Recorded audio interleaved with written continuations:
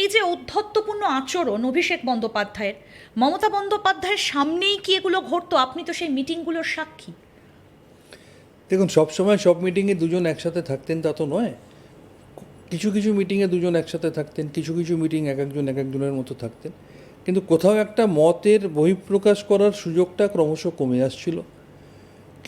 কিছু একটা চাপিয়ে দেওয়ার মতো ব্যাপার ছিল, মানে একটা সিদ্ধান্ত নিয়ে জানিয়ে দেওয়া হলো এবং সেটা তোমাকে মেনে চলতে হবে। লাইক একটা দল, একটা সংগঠন একটা আলোচনা সাপেক্ষে হয়, আর একটা কর্পোরেট অফিসে এমডি বা জিএম যেটা বলে দেয় সেটা ডাউন দ্য লাইন সেটা মেনে চলতে হয়। ব্যাপারটা সেরকম হচ্ছিল। মানে হঠাৎ দেখা গেল যে একটা জেলার কমিটি হয়ে গেল, সেটা সবাই মিলে মেনে নাও। একটা ব্লকের কমিটি হয়ে গেল, সবাই মিলে মেনে নাও। সবাইকে যে আলোচনা করা বা সবার ওপিনিয়ন নিয়ে যে সেটা করা, সেটা হতো না। বা ওই যে সংস্থার ওপর ভরসা করা, সেই সংস্থাও সবসময় সঠিক ইনফরমেশান দিত না। যেমন আমি আপনাকে আবার ঘুরে ফিরে একটাই কথা বলতে হয়, দানবকে ভগবান সাজিয়ে দেখানো হতো। মমতা বন্দ্যোপাধ্যায়ের পক্ষে ওনার সমস্যা ছিল, উনি কিছু জনকে যাদের বিশ্বাস করতেন তারা যদি বলতো যে এটা সন্ধ্যে 7টা না সকাল 7টা, তিনি বলতেন সকাল 7টা, as for example doctor SP Das. তার ফলেই এই সন্দীপ ঘোষের মতো দানবীয় চরিত্রের মানুষগুলোকে ওখানে ভগবানের মতো তুলে দেওয়া হয়েছিল। যার ফলে অভয়া ঘটনার পর সারা পৃথিবী যখন সন্দীপ ঘোষের দিকে আঙুল তুলছে, তখন মমতা বন্দ্যোপাধ্যায় তার প্রতি সহানুভূতি দেখিয়ে বলছেন তারও তো পরিবার আছে। তাকে আমরা আরজিকর থেকে সরিয়ে ন্যাশনাল মেডিকেল কলেজে প্রিন্সিপাল করলাম। পরে তো আন্দোলনের চাপে সবাই যখন রেড়ে করলো, তখন তাকে সাসপেন্ড করা হলো। তো এই জিনিসগুলো তো হয়েছে। আজকে যদি মানুষ মনে করে যে ওগুলো মানুষ ভুলে গেছে, ভোলেনি। এবং ভোলেনি যে তার প্রমাণ তো 4 মেই আমরা পেলাম। ঠিক, যখন অভিষেক বন্দ্যোপাধ্যায়কে ডায়মন্ড হারবারে পাঠানো হলো লোকসভায়, এটা তো সোমেন মিত্র জেতা আসন, সোমেন মিত্র জিতেছিলেন, আপনারা একসঙ্গে কংগ্রেসও করেছেন সোমেন মিত্রের সঙ্গে। আপত্তি করেছিলেন কি আপনারা, বা আপনাদের কোনো বক্তব্য কি ধোপে টিকেছিল? না, আমি আবার আপনাকে একটা কথা বললাম তো, এখানে পার্টি ঠিক করে দিত কারা কোথায় দাঁড়াবে, কারা। নো আলোচনা, নো ডিসকাশন, নো ওপিনিয়ন। আচ্ছা, পার্টি সুপ্রিমো ঠিক করেছেন, আলোচনা করে ঠিক করেছেন, so we have to avoid by, আমাদেরকে মেনে চলতে হবে।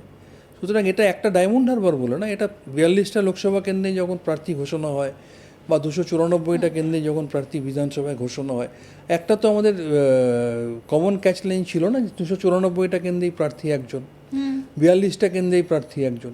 সুতরাং XYZ যেই হোক, তোমার তাতে কি, তুমি ধরো নাও সেখানে প্রার্থী একজন ম্যাডাম মমতা বন্দ্যোপাধ্যায়। সুতরাং এই জিনিসটা তো ছিল।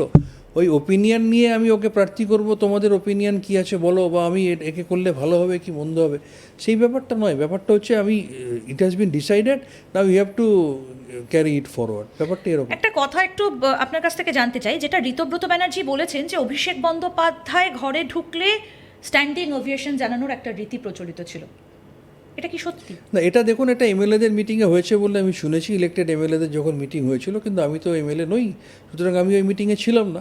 ওটা বাকিরা সবাই যারা মিডিয়া থেকে, খবরের কাগজ বা টিভি মিডিয়া থেকে দেখেছে বা শুনেছে, আমিও সেটাই শুনেছি। কল্যাণ ব্যানার্জি দুদিন আগে বললেন যে অভিষেক ব্যানার্জি সকলকে ক্যামাক স্ট্রিটের কর্মী বলে মনে করে। আপনার সাথে ব্যক্তিগত সম্পর্ক কেমন ছিল? না, আমি ক্যামাক স্ট্রিটে যখন ডাকতো আমি যেতাম, প্রয়োজন পড়লে নিশ্চয়ই যেতাম। হয়তো কিছুক্ষণ অপেক্ষা করতে হতো, ওর আপ্তসহায়ক এসে কথা বলতো, বা কখনও যদি প্রয়োজন মনে করতো উনি নিজেও কথা বলতেন ডেকে। কিছুক্ষণ অপেক্ষা কাজের চাপের মধ্যে হয়তো করতে হয়েছে কিছু সময়। এই যে সুমিত রায়, যার বিরুদ্ধে আজকে এত এত অভিযোগ উঠছে যে জমি হস্তান্তর হয়েছে বেআইনিভাবে, তাকে চিনতেন আপনি? বিলক্ষণ চিন্তাম, রাজনীতি করি আমি, তৃণমূল কংগ্রেসটা করতাম আমি, অভিষেক ব্যানার্জি, মমতা ব্যানার্জির অফিসে যেতাম, সুমিত রায়কে চিনব না এটা হতে পারে? কিন্তু আমি আবার বলছি, আমার পরিচিতিটা বা আমার চেনাটা কিন্তু রাজনৈতিক পরিচয়। রাজনীতির বাইরে কোন কারণে তিনি কি করতেন, তার জন্য তার সাথে কি কেস হচ্ছে, কি ইনভেস্টিগেশন হচ্ছে, সেগুলোর বিন্দু বিসর্গ আমার নলেজ নেই। আচ্ছা, এই যে আপনি বলছেন যে স্বাস্থ্য ব্যবস্থার দিকটা আপনি বললেন, যেহেতু আপনি চিকিৎসক এবং রোগী কল্যাণ সমিতিতে ছিলেন, আপনি বললেন এই যে শিক্ষা দুর্নীতি, রেশন দুর্নীতি, এই যে এতগুলো দুর্নীতির অভিযোগ উঠছে, কখনো দলনেত্রীর কাছে পর্যন্ত কি পৌঁছানো সম্ভব হয়েছিল? দলনেত্রীর কাছ পর্যন্ত পৌঁছেছিল যখন শুরুর দিকে এই ঘটনাগুলো ঘটতে শুরু করে, এতটা বৃহৎ হবার আগে? তা আমি তো নিজেই পৌঁছে দিয়েছিলাম। আমি স্বাস্থ্যক্ষেত্রে, আমি তো এখনও মনে করি আরজি করে সেই সময় যদি উনি তদন্ত করতেন, আজকে হয়তো এই দিন ওনাকে দেখতে হতো না। এবং আমি স্বাস্থ্যক্ষেত্রে যদি এরকম একটা শান্তনু সেন থেকে থাকে, যিনি তার ভালো চেয়ে কিছু তথ্য প্রমাণ দিয়ে বলেছিলেন যে দিদি এগুলো হচ্ছে আপনি দেখুন, হয়তো অন্য সেক্টরেও কিছু ভালো মানুষ ছিল, খুঁজে হয়তো দেখবেন তারাও আমার মতো প্রতারিত, বঞ্চিত, নিপীড়িত হয়ে উল্টে তাদেরকেই সাসপেন্ড করে দেওয়া হয়েছে বা তাদের এগেনস্টে কোনো স্টেপ নিয়েছে। এবং যারা এই ধরনের দুর্নীতিগুলো করতো তাদেরকে হয়তো আরও প্রমোট করা হয়েছে। একটা ঘরে একটা পলিসি তো ইউনিভার্সাল পলিসি হয়। সুতরাং স্বাস্থ্যক্ষেত্রে যদি এটা হয়ে থাকে, আমি ধরেই নিতে পারি বাকি ক্ষেত্রে হয়েছে। আমি ধরেই নিতে পারি শিক্ষাক্ষেত্রে হয়তো এরকম কেউ একটা XYZ ছিল, যে হয়তো প্রতিবাদ করতে চেয়েছিল, তার কথায় কর্ণপাত না করে তাকে সাইড করে রেখে উল্টে এই করাপশনটাকে প্রমোট করা হয়েছে। সুতরাং এটা সর্বক্ষেত্রেই হয়েছে এবং তার প্রতিফলন আমরা এটা কি চৌঠানে অভিষেক বন্দ্যোপাধ্যায়ের হাত ধরে বেশি হয়েছে, তার সময় বেশি হয়েছে? না, এটা তো একটা কন্টিনিউয়াস প্রসেসের মধ্যে দিয়ে হয়েছে গ্র্যাজুয়ালি, এবং লাস্ট 2-3 বছর 4 বছর হয়তো ডেফিনেটলি আরও বেশি হয়েছে। দাদা, আপনি যখন আপনার কোনো পিএ বা আপনার সেক্রেটারি যখন আপনি নিয়োগ করবেন, নিশ্চয়ই তার ব্যাকগ্রাউন্ডটা আপনি খুঁজে দেখবেন যে আপনার মতন একজন মানুষ তার পিএ যে হচ্ছে।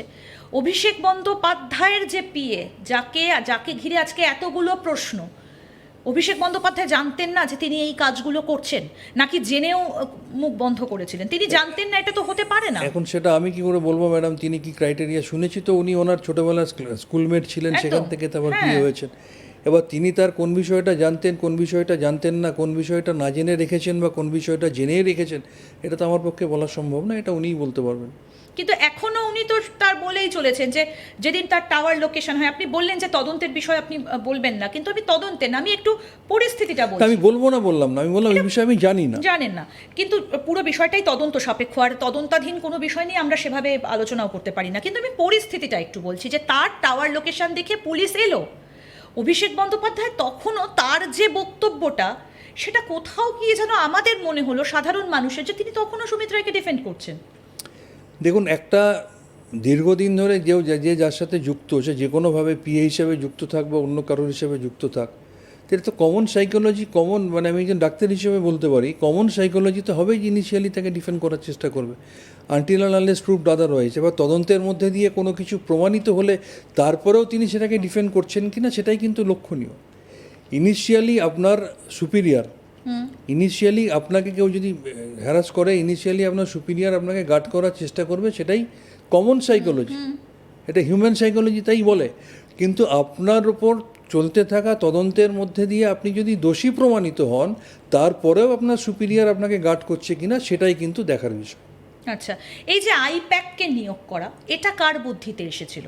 অভিষেক বন্দ্যোপাধ্যায় না মমতা? এটা ওই যে বললাম, তৃণমূলে যে ট্রান্সফরমেশন, যে corporatization, it's a part of the corporatization. Prashant কিশোরকে ধরে আইপ্যাকের পথ চলা শুরু। তারপর প্রশান্ত কিশোর যখন বিহারে গিয়ে নিজের রাজনৈতিক দল খুললো, তখন তার উত্তরসূরি হিসেবে আমাদের যারা রয়েছেন, প্রতীক জৈন এবং বাকি যারা, তারা আইপ্যাক চালাতো সল্টলেকের একটা অফিস থেকে। কিন্তু তৃণমূল কংগ্রেস থেকে আপনারা যারা পুরনো নেতা ছিলেন, যেমন তাপস রায়, তিনি বেরিয়ে গেলেন, এরকম তো অনেককে আমরা বেরিয়ে যেতে দেখেছি। তাপস রায় তিনি বেরিয়ে গেলেন, সজল ঘোষ তিনি বেরিয়ে গেলেন, মানে যারা আপনারা সেই সময় কাজ করেছেন, পুরনো কংগ্রেস কর্মীরা, কংগ্রেস ঘরানা থেকে আপনারা যারা এসেছিলেন, তখনও কি দলটাকে আটকানোর চেষ্টা হয়নি? আপনি তাপস রায়, সজল ঘোষ কেন বলছেন? আজকে বর্তমানে যিনি মুখ্যমন্ত্রী হয়েছেন